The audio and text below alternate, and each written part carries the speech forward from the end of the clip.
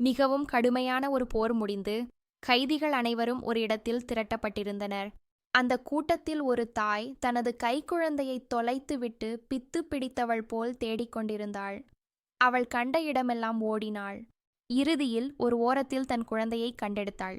ஓடிச் சென்று அந்த பிஞ்சு உடலை வாரியணைத்து முத்தமிட்டு அதற்கு பால் புகட்டினாள்.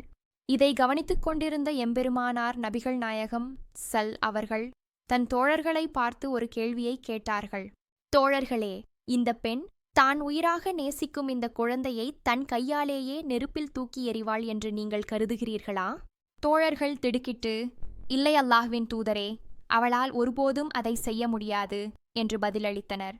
அப்போது நபியவர்கள் கூறினார்கள், இந்த தாய் தன் குழந்தையின் மீது வைத்திருக்கும் அன்பை விட அல்லாஹ் தன் அடியார்கள் மீது அதிக அன்பு கொண்டவனாக இருக்கிறான். அல்லாஹ் கருணையை 100 பகுதிகளாக பிரித்தான். அதில் ஒரே ஒரு பகுதியை மட்டும் பூமிக்கு இறக்கினான். அந்த ஒரு பகுதியை கொண்டுதான் படைப்புகளும் ஒருவருக்கொருவர் அன்பு காட்டுகின்றனர். அது எந்த அளவுக்கென்றால், ஒரு கால்நடை தனது குட்டியின் மீது கால் பட்டுவிடக்கூடாது என்பதற்காக தன் காலை தூக்கிக் கொள்கிறதே, அதுவும் அந்த ஒரு பங்கு கருணையினால்தான். மீதமுள்ள 99 பங்கு கருணையை தன் வசமே வைத்துள்ளான். அதை கொண்டு மறுமை நாளில் தன் அடியார்களுக்கு அவன் அருள் புரிவான். ஆதாரம் சஹீஹ் புகாரி 6000.